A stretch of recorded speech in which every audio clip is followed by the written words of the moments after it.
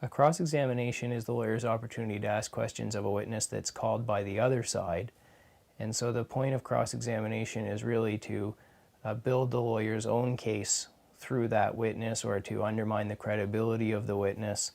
And so you may say, well, witness, I understand that you told the court today that the light was red, but you also told the officer at the scene that the light was green at the time that the accident happened. The key to cross-examination is to use leading questions, and that means that the lawyer really is leading the witness towards a certain answer. And so as an example, the lawyer might say to the witness something like, witness, you told the police officer at the scene that the light was green at the time of the accident, didn't you? And so the idea is that you're going to get the witness to agree with you and say yes, and then that's helping you to make your client's case by the witness's answers and also by the question. In the first few times you do a cross-examination, you probably don't want to ask a witness a question if you don't know the answer. Once you get a little bit more experience, there might be times when you would want to use that, but for the most part, you should know the answer to the question you're asking. All right, will counsel be cross-examining Mr. Wong? Yes, Your Honor. All right, go ahead. Good morning, Your Honor. I'm Ms. Lau, and today I'll be asking Mr. Wong a couple questions. Morning. Mr. Wong, you are the youth leader at the local rec center, is that correct? Yeah, that's correct. And therefore you do know Mr. Donovan Tissy quite well, don't you? Yeah, I do know him. Mr. Tissy plays basketball at the rec center quite often, doesn't he? Yeah, 2-3 times a week, yeah.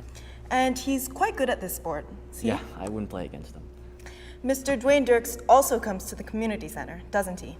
Yeah, he started coming in late 2009-ish, yeah. And Mr. Dirks does cause trouble at the rec center, is that correct? Yes, he is rude to the other youth as well as myself and other staff. And you've seen Mr. Tissy associating with Mr. Dirk, haven't you? I've seen Donovan hang around with Mr. Dirks, sorry, once in a while, yeah. And since they've been associating with each other, you've noticed a change in Mr. Tissy's attitude, is that correct? Yes, Donovan just act a little more withdrawn, a little less interested in people, a very minor change in his attitude. So he has been less interested in people, but he's also been rude to others, hasn't he? I've seen him maybe mouth off once or twice. To other youths? To other youths, yes, sorry. Now, the community center was quite busy in March, is that correct? Yeah, it's busy in March. And you work 5 days a week, don't you? Yeah, I do.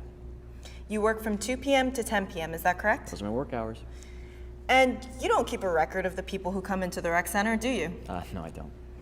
As a defense witness, you did not need to give the police a statement ahead of time, is that correct? No.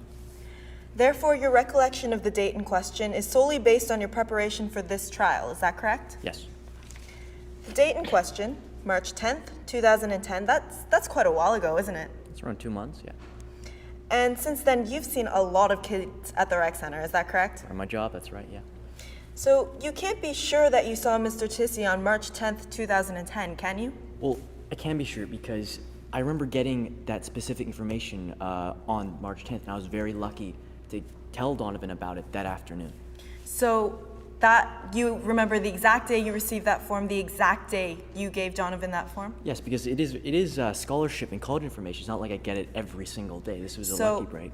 You don't give other kids scholarship information? Oh, I do try, but I remember that I usually have to give him at some other point, but I remember this day, I remember it because I got it that day, and I remember telling him that afternoon. It's very fortunate.